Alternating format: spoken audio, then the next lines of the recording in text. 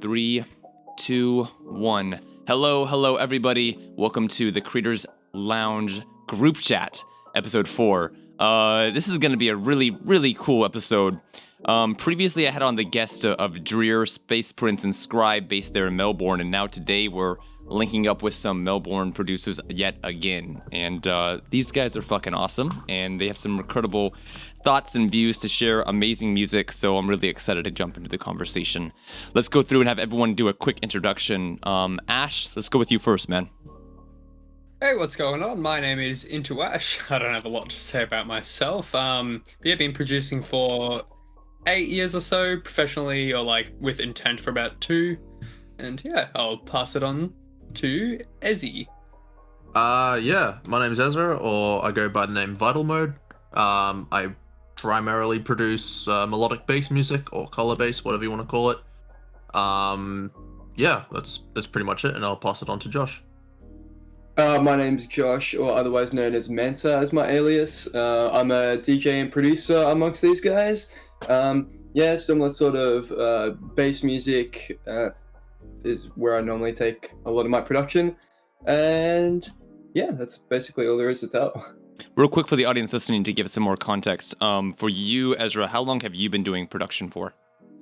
I've technically been producing since 2014. Mm-hmm. But if you want to go seriously, I've been like seriously producing since late 2015. Right. But yeah, so it's been a few years. About 6-7 years. And then how about for you, Josh? About 4 years. About 4 years. Yep, yeah. About 4 years now. All right, guys, fantastic. So we've kind of set the background stage, but I'm really interested how you guys have developed your sound over the years. So kind of doing a flashback of like where you guys started out with music production and then fast forwarding where you are now. What would you guys say has changed for you over the years? You know what? Let's start with Ash on this one. Ash, for you, what was it like when you first started doing production, and then how does it contrast with where you are now? Yeah, so production as a start, it would have began like most people's. Your first exposure would be through like the bigger labels like Disciple and such. And with that, I started with the quite virtual variety or barely alive sound. But then through also Disciple, I remember when Ula Seal first released his Human Experience album, The Bleeps. Oh, that was the first time bleeps were probably ever heard within sound design. And that was something I drew like heavy inspiration from. I was so enthralled with it, and for I'd say a good 2-3 years, maybe just 2 years, like bleeps, bloops, and like all the computer tech sound was definitely my main aspect. But slowly over the years, I've sort of come to a more industrial sound. I don't know how to put it, but Dr. Ozzy is a great inspiration for that. So they're not really, the sounds don't really fit into a certain category. It's more 2 hours later. Oh, no audio. We can't hear you. I'm going to change my push to talk button so that doesn't happen again. There we go. All right, dude. There we go. Yep. So where I was leaving off. So yeah, so from Dr. Ozzy, who was a good inspiration, is like a very heavy industrial sound that I've leaned towards. They're not really categorized by timbre or anything. It's more just like a amalgamation of just a lot of raw sounds, and I think that's really the sort of direction I'm heading in. Not so defined by anything, and that's kind of where I find myself now. I think genre-wise, I'm leading away from heavy dubstep into far more of a melodic route. With those same sounds though, so that's kind of where I'm at. What was it that attracted you to the industrial kind of sound that you heard? Was it the visual aesthetics? Was it just the audio aesthetics? Was it related to something in your childhood? Like, what was it that kind of made you more interested in that kind of dark industrial sound? Yeah, I think it was still the yearning for sound design itself, because a lot of the sounds that are popularized, they're easily distinguishable. They're able to be made, like there are some that are quite complex, but I think with the industrial sounds, they're so odd sounding, or like you cannot place them within a certain category or sort of style, that there's just a lot of interpretation to have with them, and a lot of ways that the people can then interpret it, like through how you shape the track around those sounds. They're kind of just I find them quite useful instead of quite generic sounds that can be placed within a certain feeling or emotion. More versatile then, yeah. Jumping down to Ezra then. Ezra, how about for yourself, man? Like your beginnings to where you are now, how has your sound kind of been shaped and evolved?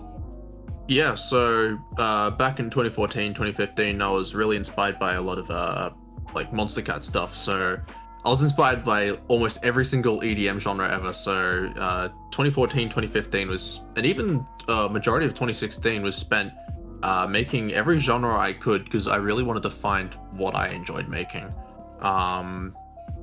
It took until around late 2016, 2017 where I started to find started making what they call color based now, but it was mostly like that heavy melodic dubsteppy sort of stuff, complextro, drum and bass, inspired by like AU5, Xylent, that very digital sort of sound. And it wasn't until like 2019 where I started to really like what I was making. So it was a long time between that 2014, 2015 period to around 2019 where it was really just a lot of exploration of what I wanted to make. But yeah, now I feel really happy with what I'm making. There's definitely evolution in what I'm making right now. There's definitely a bit of that future rhythm sound that's inspiring me a little bit, although I'm not going completely into the future rhythm world, just experimenting with the sound design, but definitely keeping with that glitchy melodic bass music, as I say in my profiles. Very good. And I'm going to jump back to that in a minute about being comfortable with what you make, because that's something that every artist goes through. And so I want to hear you guys' specific approach to that.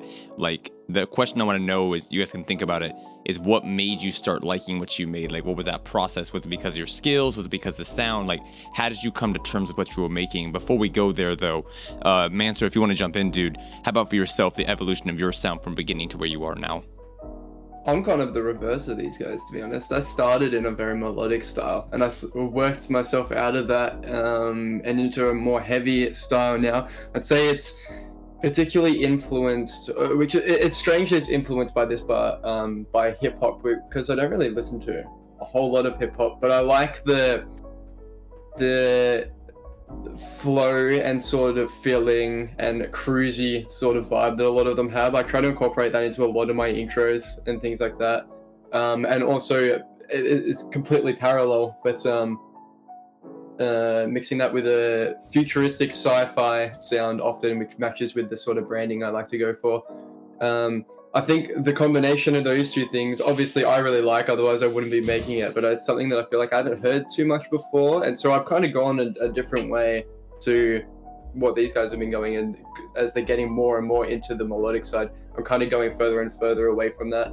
And yeah, it's interesting in that way, how different people progress like that. Josh, I am a massive hip hop head, so I have to ask you real quick, what rappers or hip hop artists specifically did you listen to, like, in the past? A lot of Ice Cube. Honestly, a lot of 90s rap is where I would normally go to, like West Coast. Straight up, man. I love that shit. But yeah, I like what we're talking about here with the evolution of sound, because every artist goes through that. They have to step into their own, and they have to make what they want to make, and they have to be comfortable with what they're making. And it's a really hard process for a lot of people, especially because it gets into the conversation of art versus marketing, and feeling like what you make is not going to be accepted, or what you make can't be marketed successfully, which leads to a lot of dissonance for creators in terms of like what they're making and if they're happy with what they're making. Let's go ahead and jump over to Ash first of all. Ash, for yourself, have you always been happy with your sound? You mentioned obviously being into like the bleep bloop stuff and then moving more into industrial stuff eventually. Have you always enjoyed what you made? Has it been a process for you? Where are you at with that, and where have you been with being comfortable with what you're making and liking what you make? Yeah, I've actually got a few points about this. So throughout doing bleep bloops, that was during my last years of school. And I was really comfortable with the bleep bloops because, again, it was something brand new that Lucille brought to the scene, and I was comfortable with taking a place within that sort of niche and building upon it. And that was gaining a lot of popularity and such. But also during that period, there was in high school, so it was my last 2 years, and I had a jazz teacher for music. a jazz musician as my teacher for music, and he always brought these cool concepts of time signatures and just odd elements, and I really took that upon myself. And during that period, I was doing a lot of work with odd time signatures and stuff like that. Years before it was like more popularized by Phonon and such. And that's one thing I sort of lost comfortability with, not because of the technical challenges it brings, but because of how it was seen after Polyrhythm and such. I personally felt that after Polyrhythm was released, and this isn't an attack on the track, it's more so the how everyone perceived it and took it. There was a lot of tracks being made that were using it as tropes. And like they would have a 4/4 drop and it would lead into a 5/4 drop for maybe 8 bars or so. And it was seen as like, look, I can do this too. I've got, a different time signature and such. And I lost comfortability with making that music because I still do from time to time, but I thought it's become a bandwagon element. I don't think people are using it because they want to. I felt as if people are using it because it would give them popularity, much through how Polyrhythm was a play on the fact that he was able to use polyrhythms within it. And that's something I really lost and like felt quite sad about, because I don't think it can be seen as a normal element anymore. I don't think people would be able to respect it and appreciate it for like the actual artistic intent of things that do have swing and odd time signatures. But yeah, like that's when I sort of, with those two concepts of bleeps and then odd timing signatures and such, I then just tried to work my way outside of that and find the new niche, which was industrial sort of style. And in that, again, I kind of went on the tangent of like why I liked it and found myself comfortable with it before, but it was just because it's really applicable and such. But yeah, that kind of concludes my points. Makes sense. Ezra, jumping over to you then, man, how about for you? What's been your process of self-acceptance in terms of your sound? Yeah, I mean, like I said, a lot of experimentation over those first few years. But, ever since I was a kid, I was very inspired by, a lot of video games and older video games from the 90s and early 2000s. So I was always inspired by all the melodies and crazy chord progressions and stuff that, people like Nitro Fun, Chime, as I said, Xylent and AU5 brought into their music. And around that 2016-2017 period, I started to really be more inspired by that sort of color-basy video gamey sound rather than just doing any other genre just because of the sake of it. Back then, in that 2014 to 2016 period, it was definitely more of a hobby. It wasn't until 2017, 2018 where I was like, right, this is what I want to do for the rest of my life, is make this type of music because it's what I love. And then once I started to experiment with the sounds, start to find my own sort of my own sound and my take on that sort of sound, because so many people do it, from Tokyo Machine to who else does that sort of stuff? Nitro Fun again. A lot of people have incorporated that sort of chiptune 8-bit complextro sound into their music. Even going back to Porter Robinson and Madeon when they did it. But it was just a matter of me trying to find how can I put my stamp on it and put my signature into it. And honestly, I'm still trying to find that. I definitely have that Vital Mode sound. If you ask any of these guys, or Jaye, Space Prince, Scribe, any of those guys, they'll tell you what the Vital Mode sound is. But to be honest, there is still room for me to explore what the sound can be, and I guess that's with any artist, really. Yeah, there always is. There's always room to keep changing and experimenting with new things. Which is essential for growth. You have to evolve and develop over the years in order to stay authentic, because humans change as well as, as we experience more about life. Mancer, how about for yourself, man? What's been your process of self-acceptance in terms of your sound? I am a strong believer of make what is fun for you at the time. I don't want to be sort of pigeonholed into, I make this kind of music, like if I step outside of this kind of music, then people are going to be like, this isn't what we follow you for. I just want to make what's fun for me at the time, and then that's going to be the most authentic for myself. And I'm not sure if this is just a thing that I've thought about before, but I feel like you can hear when a song was fun to make. I feel like you can listen to just how the song was written and how everything fits together and being like, that sounds like it was a fun project. And I want that to be conveyed through my music as well. I want people to listen to mine and just think that it sounds fun and it's enjoyable and I had fun making it. So that's how have been and will continue to work on my own music and improve my sound, become a better musician, is by doing what I'm going to be enthusiastic about and excited to make at the time. Not just, okay, it's time to make another track that sounds like the last one so that it's on brand. I want to be just open to have fun with the music, and hopefully that will be appreciated by my audience. Well, I'm glad you said that, Josh, because I wanted to because it ties into with something that that Ash mentioned as well, which is that like whenever polyrhythm came out, a lot of people started putting polyrhythm into their tracks they were making.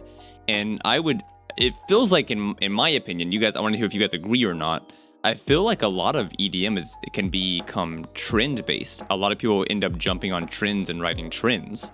And so I want to hear you guys' thoughts on that. Do you feel like it's a positive thing or a negative thing? Because even you, Ezra, you mentioned as well how people used to, put complex stro into their songs as well for a short time at Dion and Paul Ramstead and multiple others.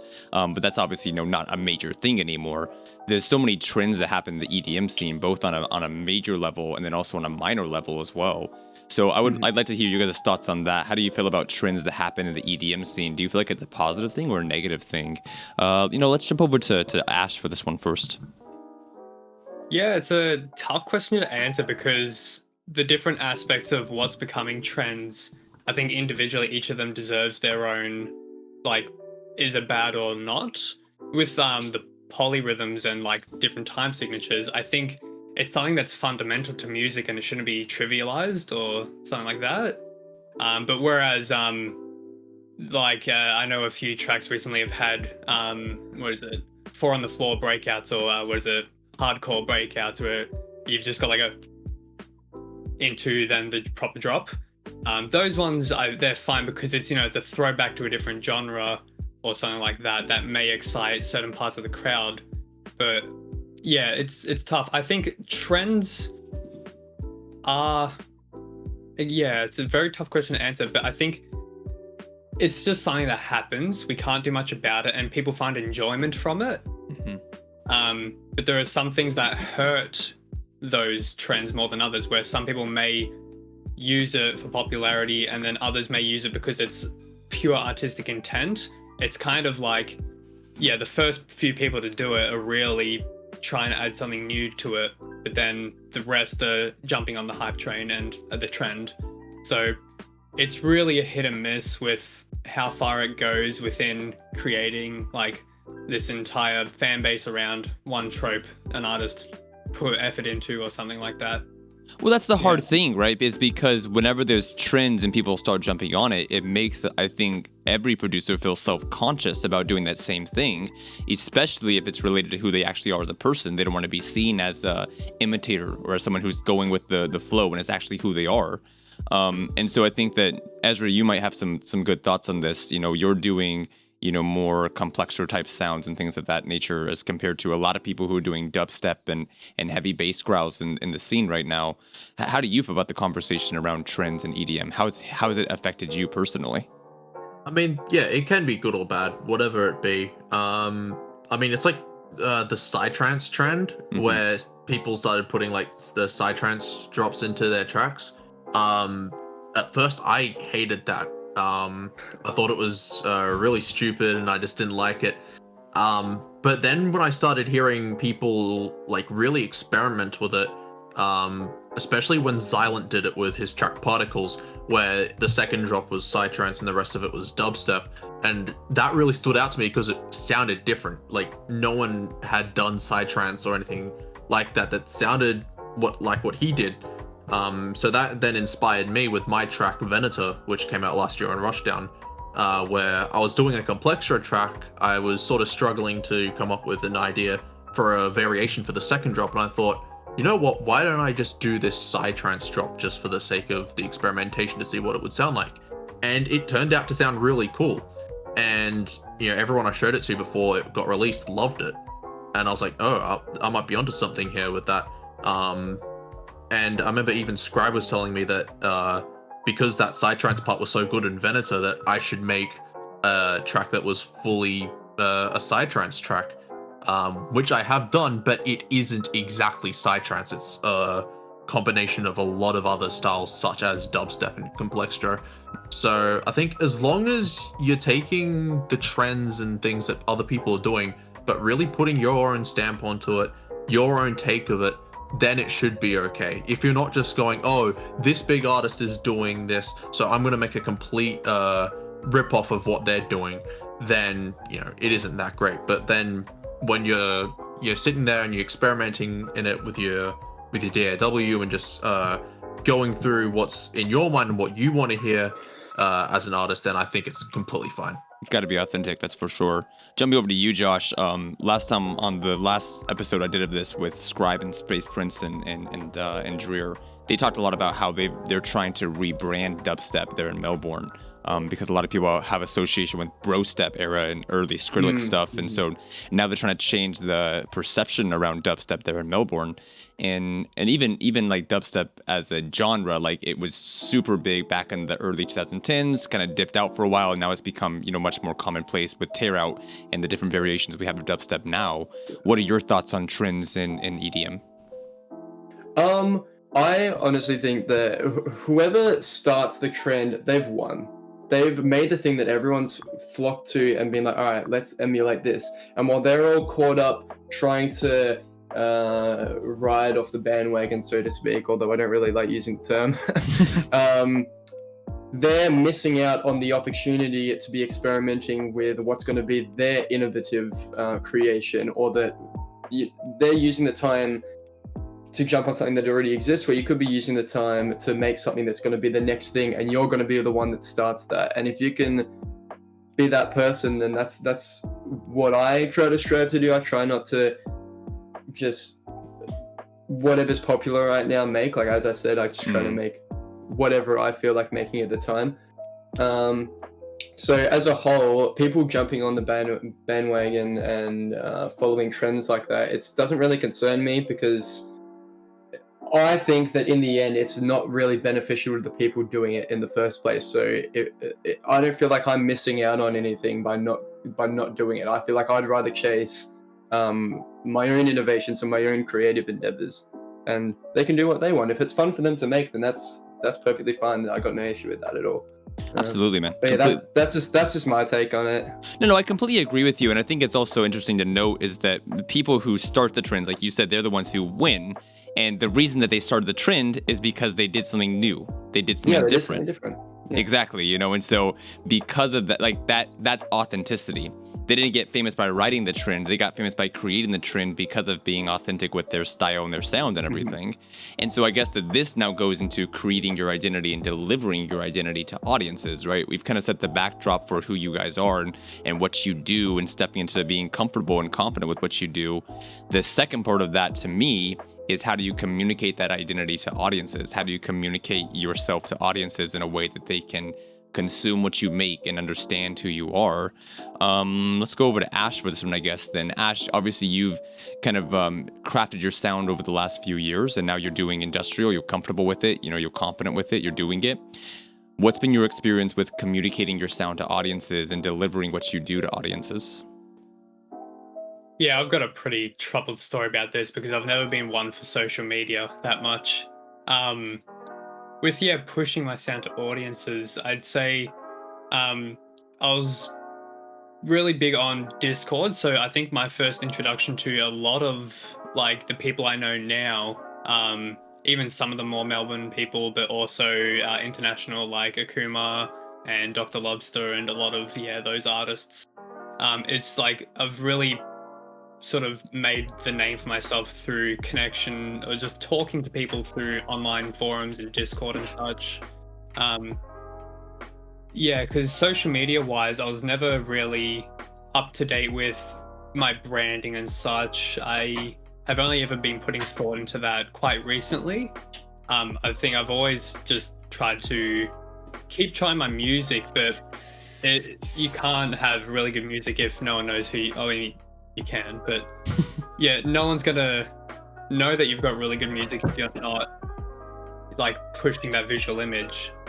So yeah, that's something I've really been thinking about lately, getting that visual just aesthetic, as well as like how people can perceive me visually as well as my sound. It's a hard spot, and many musicians are in it. But to ask you real quick, Ash, just to make sure, you're not into social media just because you're not into it, or is it more that be a personality thing of being like more introverted? Is that why you're not into it as much? Yeah, I would say definitely introverted thing, as well as procrastination is a big part of my life. I think I find myself very picky with content as well, where some people may be able to post a lot of photos and such, or for a single release, they may have 3 or 4 different posts. I find myself quite picky in that I don't really like to do that. I think I think on things too much. I think, will I just look like someone who posts too much and stuff? And that's just a big part that I sort of have to overcome, but definitely getting there for it. Gotcha. Yeah. As you're moving down to yourself, man, what's been your relationship with social media and delivering your sound and your art to audiences? Yeah, I'm definitely like Ash, where you know, I'm very introverted and very picky with what I put out. Especially like the artwork I put out for my releases. I like everything to sort of be coherent and to not look like it's all over the place. Yeah, I am very picky with all of that. And you know, the overall aesthetic, trying to match the sound of my music. It's still something I'm trying to explore to this day. You know, there isn't really, I don't feel like there is any point for any artist where they go, this is what this aesthetic is, and I'm sticking with it for the rest of my life. That might be for some artists, but you know, everyone goes through that evolution of they like this, and then you know, maybe a few years later they like something else. Like you know, a few years ago I was really into like my cover art being all chiptune and 8-bit. Chiptune isn't a word, but all 8-bit and very video game. It is now. But now it's more I've gone into a more sci-fi hologram VHS kind of aesthetic, which I've found really actually has more of a connection to me personally, where I'm very much a sci-fi sort of freak who loves video games, and I love that sort of VHS retro aesthetic, and combining all of those together, I feel is more of a reflection of who I am, and then putting that along with the music, I think is really great. Got it. Josh, for yourself, man, you do Twitch streams. You've jumped on my Instagram live streams before. I'm about to do Twitch streams. Twitch streams. Well, by the time this episode drops, you'll be doing them already, I assume. It'll probably be a few weeks later. Right. But you've jumped on my Instagram lives before. We've done podcasts before as well. What's been your relationship with being public and open on the internet? I like to think that I've been fairly consistent. I've had projects before MANCER, but right. I think that the MANCER project, ever since I started, I think I've been pretty consistent with the marketing and things like making sure I'm advertising things I'm going to post. But I also think if I've got something and I'm about to deliver some content to an audience, I'm going to interact with them and advertise it and say, this is my creative work. But I also try to find the line with that and not over posting and becoming an annoying content creator where I'm just putting up content all the time and just flooding people's streams. So, I also keep a lot of my, not necessarily out of a privacy reason, but I just don't really post a whole lot of life stuff because that's not really what I want to focus my art on. I don't want to, that's like, my art is my sense of escapism. Like I want to make this thing, make this world. I don't want to bring it into like what I'm doing. I just want to have it as my creative project and put it out. So I try not to post too much of life stuff really. I just post things when I'm like, this is my latest creative work. And there you go, and try to follow it up with some nice visuals. I'm do all my visuals on my own. So I'm proud to put that out as well. Like even the teasers I've made myself, so I'm fine to put that out as a creative work in itself. But yeah, that's basically how I go about doing the marketing for a lot of my and advertising and social media interaction. Just Right. that way, just keeping it all focused on the actual art itself. Yeah, it's a personalized conversation because you have to definitely know like what's your ambition, what are you trying to achieve. Are you trying to build it around a character or a certain identity? Are you trying to build it around who you are as a person? Is there a certain product you're trying to sell? After you have identified like what it is you're trying to push, then you can get into what kind of content you want to make and how you deliver that content to audiences. So it's not that there's one set style there's not like one way it's going to work for you on social media. You have to figure out what works for you on social media. But yeah, all of you guys do your own art, which is something you guys wanted to bring up as well. So let's jump over to Ash first of all, because Ash, you mentioned before we started recording that you're actually on Twitch right now. You do a lot of like art creation on Twitch. Talk about your interest in creating art. Yeah, so I've always deemed myself as just like a creative force. I just believe that like my sole purpose is to create. Throughout like high school and such, I was always doing every creative aspect, which would include woodworking, art, visual design, music as well. I did all four. And then yeah, as like a musician, like you can express yourself in more ways than auditorially. So I feel like art's always been a big thing as like expressing myself that way, but also just as a hobby, being able to create things you're proud of outside of music. And yeah, more recently I've been heading into 3D design, again another aspect away from illustration or traditional art, again because I just want to be a creative force that I can really express myself through every medium possible. And yeah, it's been a really exciting experience. Learning new things and yeah, just being able to create. Really, creation is just one of the things I'm always in awe with. Really. Absolutely, dude. I feel that completely. I'm also that way. I've kind of looked inside of myself and realized like, oh, like I'm a creative. That's in my DNA. It doesn't matter what I'm making, whether it's music or interviews or live streams or whatever. I've got to be creating something of some sort. And it's also valuable, I think, for us as musicians, is that whenever you're a musician, especially an underground musician, you've got to be a one-man show, so to speak, and so you've got to do everything for yourself, and it's very useful to have different abilities to create different forms of art and content, especially coming off the conversation about social media. There's not very few people are gonna blow up because of SoundCloud specifically. There's usually needs to be other things to supplement it, like Twitch streaming or Instagram content or even TikTok videos as well. And then actually, NFTs, because NFTs have been really big in the conversation. That's gonna continue to be something that's talked about, I believe, in the future, especially in terms of musicians, because it's a combination of both art and music, and maybe even like concert tickets as well eventually. NFTs, this is like a real recent thing, isn't it? This is crazy. I've been trying to wrap my head around this. This is the first time I heard of it, that it was like Beeple, right? Right. Yeah. It was popularized by Beeple. Yeah, that's the first I'd heard of it. I'm not sure how much research you guys have done into it, so if we want to talk about it now, that'd be totally cool. But NFTs are super intriguing to me. I'm hoping to get into it more in a later interview with Akuma and Paper Skies and actually Dr. Lobster as well. But if you guys want to share some thoughts on it, I don't know. Do you have any thoughts on it, Ash? Or I could explain it, but I don't have any like preconceptions or anything. Yeah, I kind of just understand it how it is at this point in time. But I've definitely had put thought into wanting to create NFTs, like having a single existence of something be out there, like physical art for digital art, and that being able to be traded around like a traditional piece. It's an exciting concept.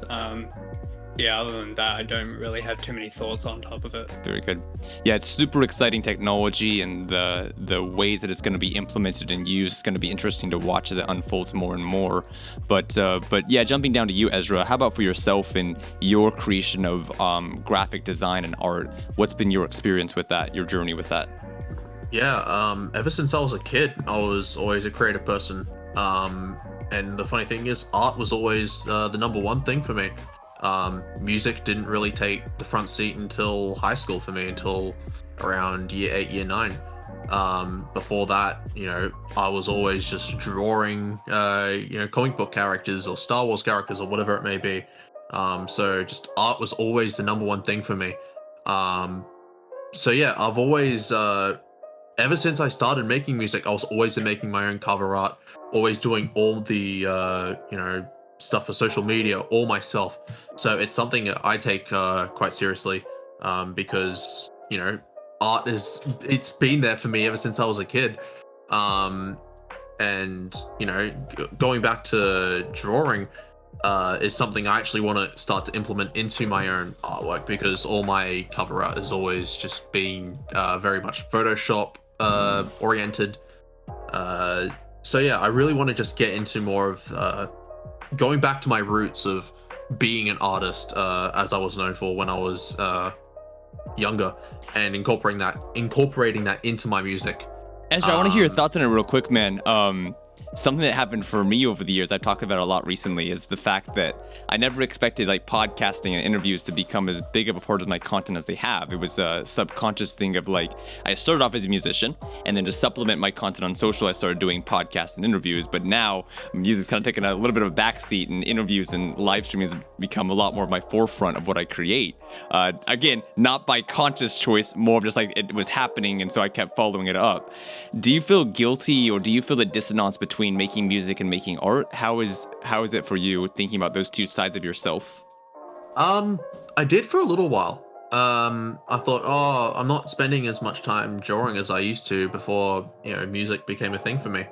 But as I started to realize, no, I can incorporate, my artistic drawing side of things into music eventually, I was like, no, this will be great, because I can take these two things that I absolutely love and just combine them into the one thing. And it's something I'm exploring right now, and just trying to reach that point where I can put those two things together. But yeah, I definitely didn't really feel guilty about it. I think it just sort of just sat there, and then I realized that, I can actually combine these two things. I will say it was a bit of a surprise for a lot of like my teachers at the time in high school, because for the first few years of high school, they knew me as the kid who was really good at drawing and art. But then when I started to express my love for music and how I wanted to become a dubstep producer, some of the teachers were a little confused of, are you just abandoning art? But then I said, no. This is just another area of art and creation that I love to do. So now that I have the ability to actually combine those two things, is really cool, because now I just have these two abilities that I have. So, Right. yeah. Right. No, exactly. It's about blending them together. And actually, Josh, you and me talked about this a little bit on the last podcast we did together, about how you had a lot of influences from cyberpunk and I think even retro films a lot as well. And now you're doing some of the most fucking amazing album art in the game, dude. Like, I love what you've done with your album art. Talk about your process, man. I would think it's just, I want to paint a world so much with the project in general. I want you to be able to hear it. I want you to be able to see it, the aesthetic, the mood. I want it to feel like a show that you'd watch. You can see the world, you can see the characters, all that. I want to try to convey that in a way that makes sense in a music world. Like, I want you to be able to look at the art, and that sounds like the art that belongs in the same world as the music. It's all a mood and an aesthetic, and yeah, like a universe that I want to be able to build, so that when someone goes onto my page, they can see it and they can be like, this is what MANCER is, this is what he's trying to get across, and this is the world that's in my head that I'm just painting in a way. So that's where a lot of the more visual art and more auditory side of the art comes from, and all sort of fits into one. And this is how, this like world that I'm building fits together. And now I just need to actually put it on paper and then be able to slap a label on it and send it out. Nah, dude, exactly. And it's really exciting to talk about this with artists, because, I love storytelling, and I've been talking about it so much lately, but I feel like storytelling is underrated. And so it's cool to see artists who do put time into storytelling, whether it be Porter Robinson, who always creates a brand new world with every new release, or even Ep4, who has gotten more into like music videos and telling stories with his social media promotions as well. I think that storytelling is underrated, and it's cool whenever artists can make a world and tell a story with the art and the videos and the sound and everything. But that also goes into content creation, right? The other, like we talked about a few minutes ago, like having content for social media on YouTube, TikTok, Twitter, Instagram, etc. And I think especially in like a post-COVID world, well, during 2020, obviously shows were pretty much locked out for you guys, and across the world, it wasn't really possible to be doing live sets, which is a mainstay for a lot of bass producers specifically, because it's about that environment of being there with the crowd, pumping the energy up. So I don't know, like as shows are opening up more now for you guys, what are your thoughts on the post-COVID world and continuing to do what you do? Let's go over to Ash for this one first of all, man. How do you feel like as COVID's kind of slowing down a little bit, vaccines are getting rolled out, shows are opening up more? What are your thoughts on 2021, 2022 for yourself as a musician and getting back into like live performances and stuff? Ash is the right person to answer this question. My God. And by the way, shout out, congratulations to everybody, because I'm almost sure all of you guys are going to be at the Mothership performance that's coming up here soon. So all three of us, yeah. Yeah, all three, right? So actually, all in a row. Exactly. So congratulations to you guys. I saw the teasers on social. I thought that stuff was fucking awesome. So congrats. Yeah. Thank you, man. Good. Yeah, content creation. Well, I did those teasers. But going back to very nice, very nice. Yeah. Dude, that was creative, dude. That was creative. Very fun to see. We're all sitting in Discord call having an absolute laugh making those. It was great. It's so much fun, Josh. And another one of my friends, I think you know her actually, Cielo. She was doing the Paranoia Virtual Festival. It was ran by Just Blue. And they made a really fun, quirky teaser for theirs. It was like a parody of like, saw that, yeah. Full House. Not Full House. I don't know what it was a parody of, but it was kind of like an old 90s kind of family sitcom I actually parody. didn't even know that it was a reference. I thought it was just a funny, like really goofy teaser for it. It was a reference to like old 1990s like family-based sitcoms. And so I love to watch that. I've watched it like 10, 20 times just to go back and like see how funny and creative now it was. Now that you mention it, it totally does. It totally does seem and like so same way with what you did, Ash, with like the whole Smash Bros kind of reference. Like that kind of stuff is it's a part of the scene. It's relatable. It's quirky. Yeah. It's unique. I love it, dude. To head into the post-COVID. Well, I wish we were getting vaccines rolled out quickly, but they're not. But I mean, Australia is good without them for the most part. It's just more so protecting the vulnerable. But with post-COVID in the music industry and such, it's definitely kicking off. We're going to have a headliner this Friday, Phase 1, quite big. Although not international acts yet. I don't believe we've had any, or any that have been announced as of yet. But yeah, it's definitely picking up, and with multiple venues of like promoters and such, because we have Filth Friends and also Mothership, which all three of us are playing at. And I can see from here that the dubstep scene in Melbourne's or the bass music in general, not just dubstep, but it's just going to gradually, not even gradually, it's just going to progress so much this year, because this will be the breakout. I believe that with what all of us Melbourne producers are doing, because we've got a lot of work behind the scenes to push our own efforts, as well as the shows that we're getting in, we're really pushing to get acts in. And when people can see that we're having all this interaction, not even from us posting about it, but when the artists themselves post a recap video and such, seeing us there, knowing that we do have an audience, we have a community, it's just going to be such a great year. 2021 and 2022, it's going to be the year where Melbourne really shows its true colors, like to the scene, and that like we love it, and we want to express how much we can enjoy it, reinforce what it means to like this music, everything about it. I think we're going to be pushing very hard this year. Yeah. Awesome. Good to hear. Yeah, no, I love what you guys have there in Melbourne. It's like just the fact that you guys are doing your own thing, but it's also a collective effort as well to build the scene locally. How about for yourself, Ezra? Like, what are your thoughts on the post-COVID life as a musician?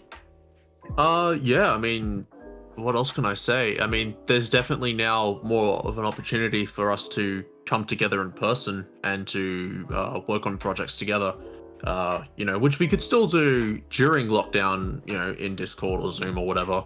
But it's not the same as being there with your friends and being able to work on projects and meet new people. For me, I'm studying at a uni that I'm doing a music degree, and just getting to meet all these new people who are primarily singers and performers, and seeing what life was like for them in COVID. Even though they do different genres, it wasn't that different, because again, they were working together with fellow musicians, but a lot of them didn't have that what's it called, the live streaming sort of events that a lot of bass music events had. I know a bunch of us played various different live streaming events. I did one towards the end of last year for Railbreakers, when I released on their last compilation, Rail Wars 3. And that was a great experience, because I got to see all these people in chat reacting to the music I was playing. But for all those people that I'm going to uni with, they didn't have that. So for those people who are literally playing their music live, for them it's a blessing that they can now just go back and actually perform in front of audiences. So it is a really great thing to be able to see just music in general, being able to go back to live events, and now for us as well to be able to have our bass music events in Melbourne again, which is going to be great to see just expand more. So yeah. No, absolutely. And like we mentioned before, like doing live sets and live performances is so essential for marketing for musicians, especially if you don't, Absolutely. Especially if you don't like to be too active on social. One of the other ways to do it is to be doing a bunch of live performances, on the ground, connecting with people directly and getting your sound out there. Josh, what are your thoughts, man? Especially, you work a job, you have music, and now with live sets coming into the picture again, how do you feel? What's on your mind?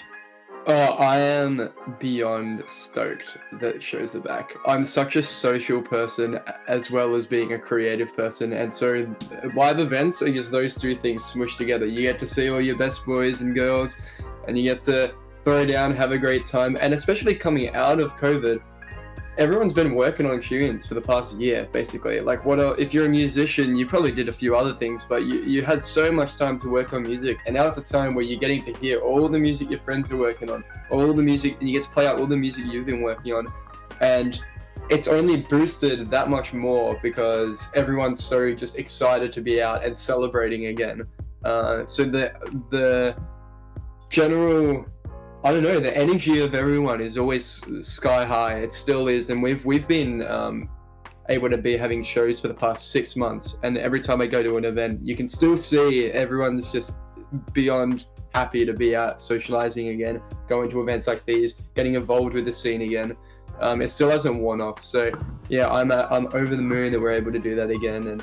And might I say, Space Prince and Oscar have been putting together events that have been off the chain, and some of the most fun events I've been to, basically full stop. So hats off to them for throwing together some amazing nights as well. The New Year's party that we had there, which was just after we were able to have some shows again.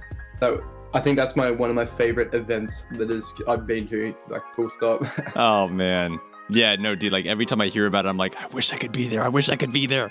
So I will absolutely make it out to Melbourne some point. But Josh, you mentioned something interesting that we all know is true. A lot of artists held on to music during 2020 and we're like, I'm not going to release this yet. I'm not going to put it out there yet. I'm going to wait until shows open again, until people can be out in the clubs again as well. I want to hear what you guys' approach is to putting out music. I know that both Ash and Ezra, you guys have both put out a really cool 2021 showcase, and there's some amazing IDs in there. So I guess we'll go to Ash first of all. Ash, what's your approach to putting out music? Do you like to hold on to stuff a lot, do a lot of preparation? Are you more of like make it, put it out there? Like how do you think about releasing music? Yeah, so I probably take a bit of each of those aspects, like holding on to stuff, but then also giving sneak peeks. I will go about posting tracks in feedback forums and such, or to friends. And I think if the track gains, I've got like a sort of tier list. If it doesn't gain much attention, I may just keep it away and send it as a demo to see if labels want it. So, like, didn't have a good, a good interaction. So I'll leave it for something where it can be released. If it has a good amount of interaction, then I may go through a demo, or like it might just have a sneak peek. So no demo, a clip. I'll post it as a clip, give people like that sort of insight into the song, to generate a bit more hype around it. But then again, it's going to like the highest tier of like how I go through this. If it's like absurdly well received through where I post it and such, then I'll keep it a secret for as long as I can, because I want to keep that tension, and I would wait for that to then be released. But I think, yeah, my sort of like how I go through posting music is I am quite secretive about it, and I will only give out those sneak peeks if I think it does have that sort of middle ground of interesting, but not something that I shouldn't keep away. Yeah. Very good. So that's kind of how I go about it. Ezra, for yourself, you actually have had the great honor of being released on Rushdown Records before, which is a really cool accomplishment, amazing label, and great music. Obviously, you deserve it fully. Thank you. What's been your experience? What are your thoughts on releasing music? Do you like to self-release? Do you only shop labels? Like, how do you approach releasing music? It varies. I mean, last year was my first time on a label, which was Rushdown, and then Railbreakers towards the end of last year. So before that, it was mainly just, it was just self-releasing. And prior to 2020, it was just all over the place. I'd make a track and then put it out. I wouldn't care.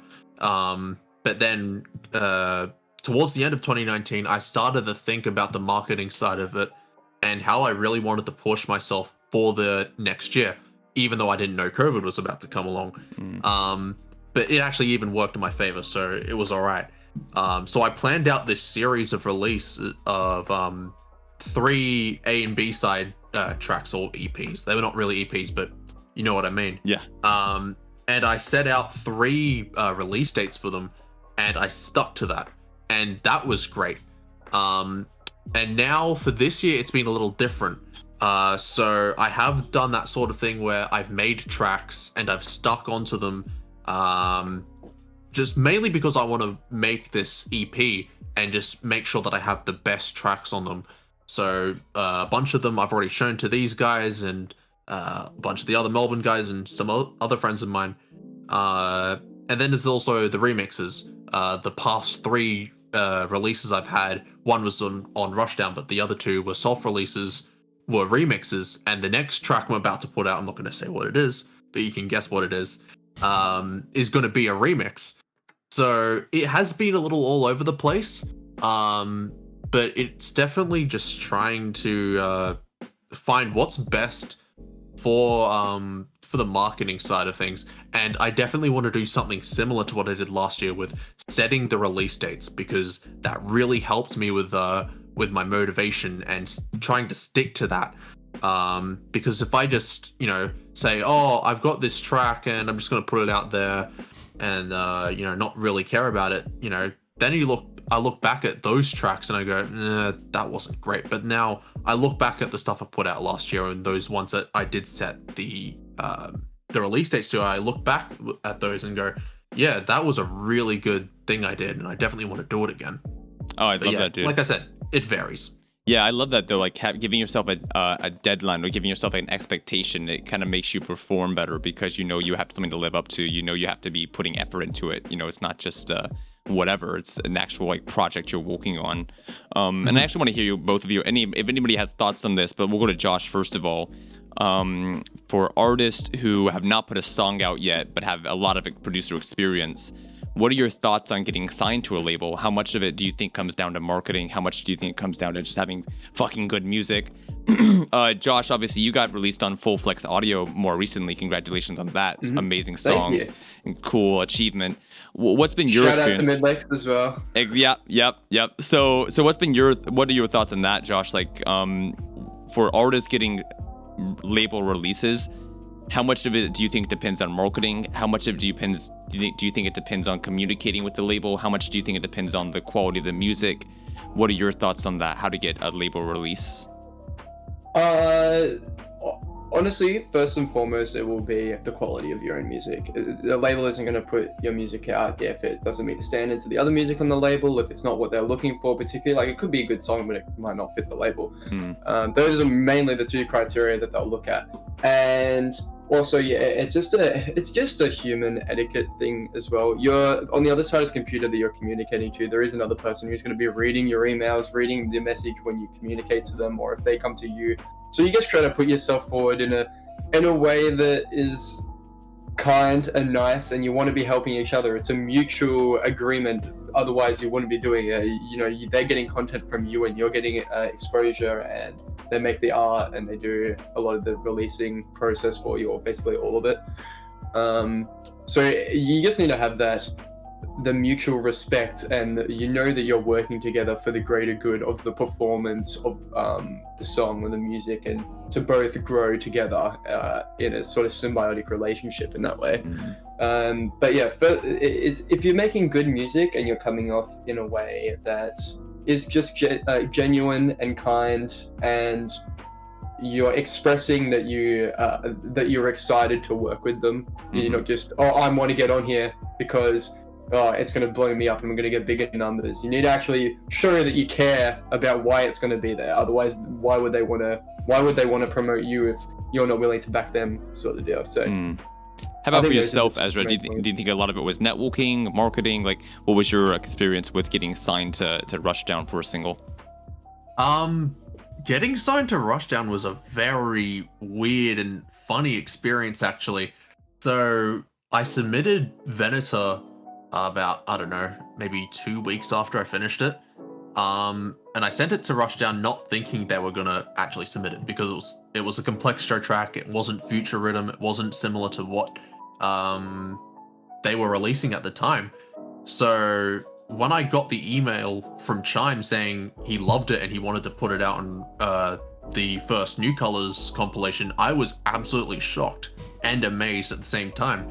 So it was a very funny experience. And when he sent the email, he told me that the compilation was about to come out the week after. So it was a very, very quick experience. After that, all the other label releases I've had have had that long wait like you usually do with labels. But it was a very, very strange experience, but it was great.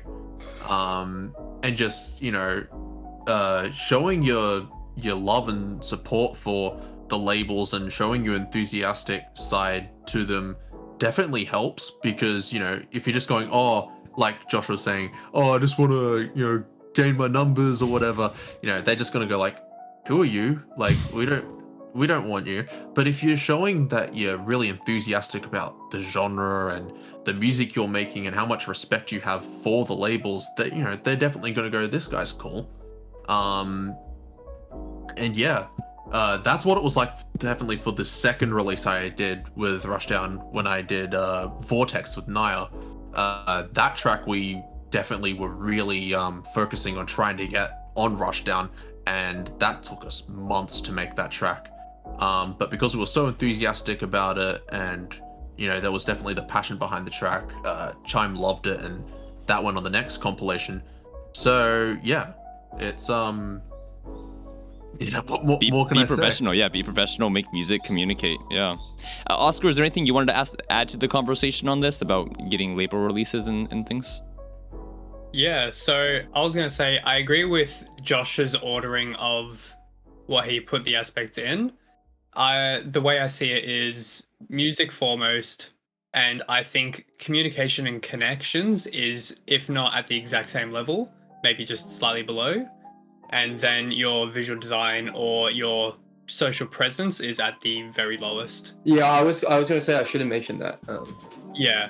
Being marketable and like as a label, it's not marketability, or you do need to be marketable, I think, but your established presence is not what they're looking for. Your fan interaction is what the audience needs, not what the label needs. And an example of this is Disciple Roundtable. So they have done numerous EP releases through artists like Stroxu, Careless Castle, and I think there was 7. And basically they had less than 1,000 followers. Each of them had less than 1,000 followers. Careless Castle started on Roundtable. They had 0 followers. And they had no art, nothing. Stroxu was less than 500, and basically all they had was good music, which again, the top of the tier list.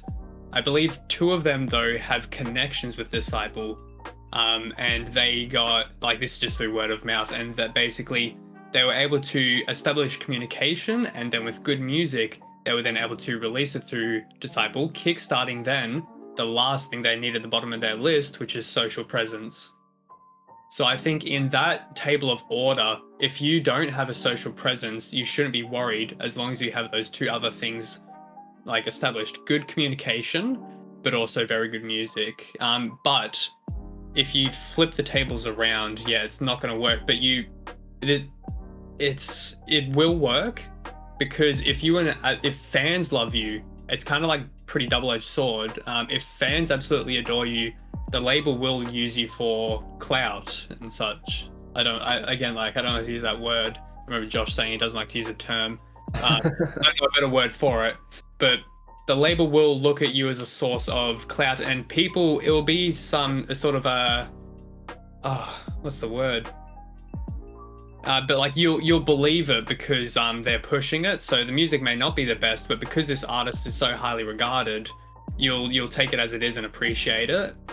But it's kind of, if you didn't have that presence, that's your table of order, and that's the way I believe it from actual evidence that I've seen. If I could hop onto that, actually, for anyone listening who's like a beginner producer, definitely don't worry about setting to labels just yet. Really spend time working on your sound. Make sure that you're making really good music.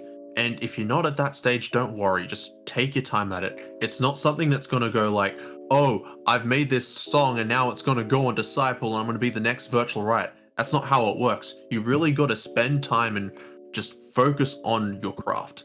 Because if you rush it, you're not going to get the results you want. If you're really just patient and just work with the stuff you're doing, you will eventually get there. You know, for me, for ages, the aim for me was to get on Rushdown for years, and then I finally did.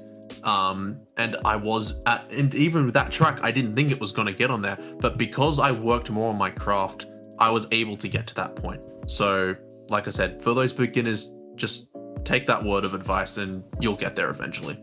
Yeah, and yeah, to apply that to what I was going to say, yeah, it's not as if Careless Castle or any of those artists just made music on the spot and that's why they didn't have many followers. It goes back to Ezra's thing. They weren't concerned with getting on a label to initially start with. They were all heart in getting that music as good as it could be, and they weren't getting their visual brandings because it's not something they were really looking for. They were looking to make their art, their music, the best as they could. And that just sort of relates to, yeah, what Vartamode said. Just make the music the best you can and then worry about labels later. It's a tricky conversation. I kind of have some maybe not popular opinions on it, because I feel like there's such a balance, and I'm sure that we agree like on the foundation of it all. You know, any way can work. Like you said, Ash, you know, whether it's that you have great music, great connections, and low social media content, or reverse, a really strong presence, and so someone using you, you know, for clout or representation. But you have to do something, I think, is the important thing. And a lot of artists I talk to get hyper-focused on one element and totally neglect other elements. So either they're spending 100% of their time in the studio and no networking, no social content, and thinking like, why am I not making it? Well, because you're not doing anything else, you're only doing this. Or on the other side of like only doing content and not investing in your craft, therefore you don't get signed because, you know, you don't have the right you don't have the right skills to be marketed. So it's always a dangerous conversation. It comes down to different people's situations. You have to build self-awareness for it, but you have to do something, you know, whether you're spending 50% on music, 50% on marketing, that can work 70-30, you know, 90-10, but you have to do something is the important thing. And it always sucks for me because I see so many artists, it's not even an understatement, so many artists who think they're working hard at doing the right thing, but they don't realize they have the wrong strategy. So they're either buried in the basement or just living on the internet with no time in the basement. And everyone has to have self-awareness on what you're trying to achieve versus what you're doing and what's your strategy on it. I think it's cool for you guys because you obviously get to have a real life community there in Melbourne with the Prod Week, which I've talked about on the last episode. Prod Week, for anyone joining us here new, it's basically an event, a getaway, organized by Space Prince. They go to Space Prince's vacation house and they get together for a few days, a few weeks at a time, and they basically just hang out, make music, kind of help each other, give some critique and feedback, and it's like a really cool creative experience. So I'd love to hear. Man, that's how I always describe it to people. Yeah. Go ahead, Josh. Like, you go first, man. Talk about your experience at Prod Week. What are your thoughts on that whole event, that whole thing? Prod Week is so good for someone like me who gets caught up in, I'm going to work on the tune today, and then a few days will pass. I'm like, I'm going to keep working on it now. Like, when I feel like working on it, to go back to making it as fun for myself. Like, I want to work on music when I feel like working on music. But this kind of is an opportunity for be like, all right, I got a week in the optimal circumstance. I'm surrounded by all people who know their own craft and can critique on my craft, and can just focus an entire week on working on music and almost force myself to do it, which more than I would otherwise like to. But I'm all right with it because the circumstances are so good and we're in a fantastic house and I'm surrounded by all my friends. So it's such a positive environment to be working on your art. And yeah, so I guess like you said, if they haven't actually heard of what it is, we basically go to a big house and we all will sit around this huge dining table and people will bring their whole setup, like all their keyboards and all their mouse and their full desktop and all that, and some of us have laptops as well, and it'll basically be silence for 9 hours or something, or like mostly silence because everyone's got the headphones on working on music, and then you hear someone like tap someone else on the shoulder and be like, oh, you check this on, and then put the headphones on, and then you see someone go, yeah, I'm liking it, or they'll be like, all right, this needs to be fixed. So it's you get immediate feedback straight away, and they can really communicate what they want to say about it in a way that's more easy to understand over the phone or through a message. They can be like, all right, this, and they can actually point to it and be like, see this, your bass, take it here, move it out the way, or something. Like they can be super critical about it. But that's why we're there. We're all there so that we can get better. Yeah, improve and get better. Ezra, how about yourself, man? What's been your experience at Prod Week? I love it, man. It's absolutely great, and we are so lucky that we have this group of friends, of producers. We are such a close group of friends now, and we get so hung up in what happens in our group that a lot of the times I forget that not many other producers have this group of friends. I remember talking to Modus a few months ago, who's another Rushdown artist, and he was saying that there's no other dubstep artist or whatever where he is, and I was like, it made me realize, like, wow, I am so lucky to have these guys. Another thing that I love about Prod Week is it's a change of scenery. Like, look at this. I'm in my bedroom with the blind closed. That blind is closed like all the time as well. So I'm in here all the time working on my music, and it's just a great change of scenery. If you didn't know, the actual holiday place is by the beach. With this amazing view outside the window, because you got the table here, and then you got this massive glass window, and then outside's the view of the sea, and it is beautiful. And for me, being someone who loves the beach, loves the sea, it just gives me this newfound motivation that I don't find here at home, which is amazing, and I love it. Yeah, the change of scenery, that's such a big, like, positive aspect of it. Yeah, it just activates something in my mind, which lets me just be so much more motivated and go, right, I gotta do this, get this track done, and that's what happened. The last one we had in February, I think, was the last one. And it's so good. That it doesn't happen all the time. The second one we had in November, that didn't go exactly the way I thought it was going to be. I just finished the semester of uni, and so I was kind of burnt out on work, and I was just like, I don't know, I just wasn't in the right mood to make stuff, but I was still around those guys and getting feedback on the stuff I was working on at the time. And yeah, it's just a great sense of community, and just it gives us more time as friends just to hang out and just, be good friends. And yeah, I love it. Absolutely, man. Yeah, environments are huge, which is why a lot of people struggle during COVID is, being stuck in one environment, not being able to get out and explore new scenery. And then even like you said, man, even though you weren't in the right mindset to be creative, having that community and accountability of people around you might have helped pull you out of it, in the long run. How about for yourself, Ash? What are your thoughts on Prod Week? How's it been for you? Yeah, Prod Week, it's such an amazing thing. I don't reckon any of the boys would disagree to the fact that it's helped them. It's such an integral part of our community. Just again how they've how Ezra and Josh have said change of scenery, being able to just get instant feedback, or at least opinions and such, as well as inspiration, because usually at the end of each day, or every now and then, we'll sit down, we've got a set of speakers, because everyone's in headphones all the time, but at one point we bring the speakers out and everyone just plays something of theirs, and we all get to sit down, give a bit of a roast and such, but also be excited about what they've created in that one day, seeing how far they're able to get and such, all those sort of things. As well as I think there's also a lot of fun involved.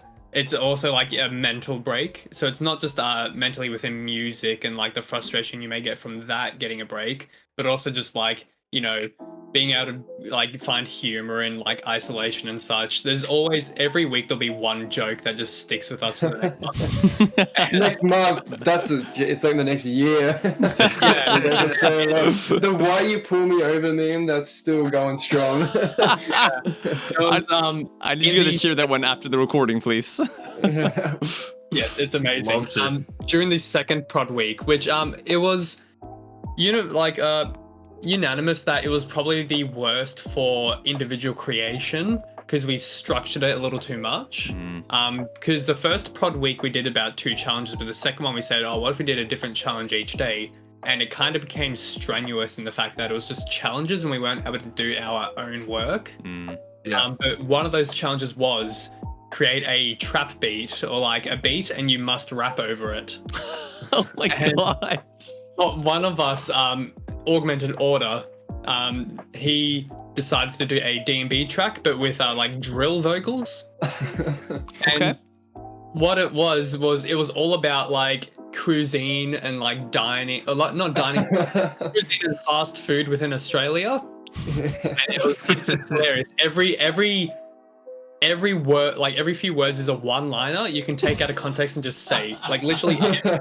This is a track of gold one-liners, and it's been been such a recurring meme ever. And how long ago is this? 8 months, maybe. Yeah.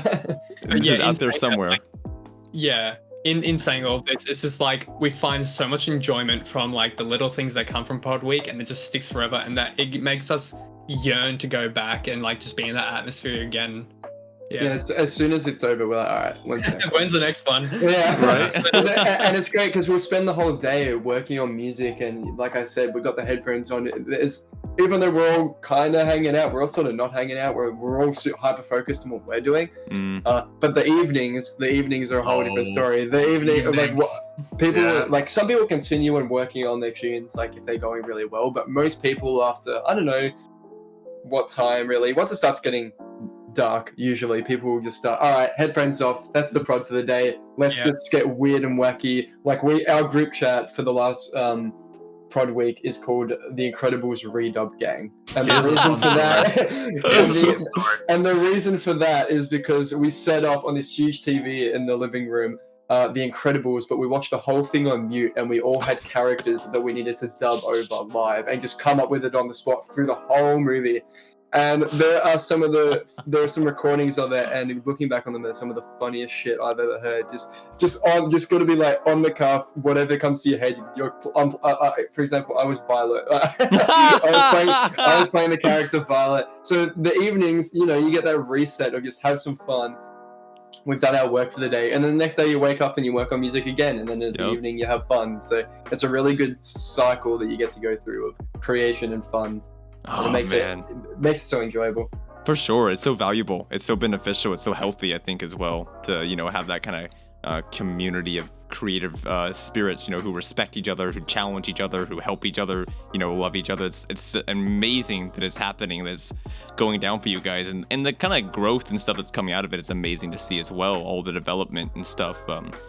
Last time Space Prince said that it was the fact of like meeting you guys and being with you guys what made him push himself to actually create his branding, really go for it hardcore. So it's amazing what the whole project has birthed there in Melbourne.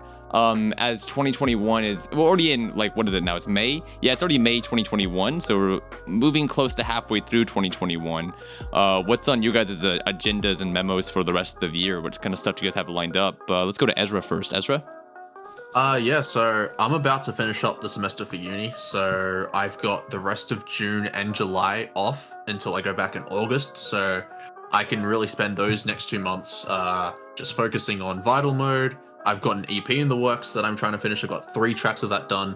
The last one I'm trying to finish up, which is a collab, so I'm really excited to finish that up. Hopefully get a few other things done, maybe some singles, that might be cool, maybe 1 or 2 more remixes, why not? But and yeah, definitely catching up with these guys more and just working on more projects.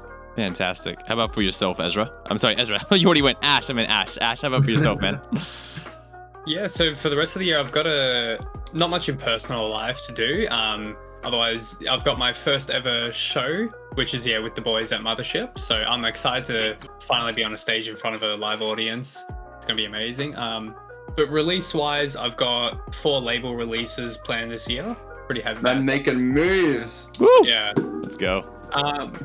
And I think my plans at the time of those releases is to be 100% invested in, because those 4 releases are going to last the entire year. I'm going to be 100% invested in my visual image, because with the music coming out, I'm going to have to represent it in a way. So, and because I've already got that sorted, they're all set in stone, I don't have to worry about the production of most things.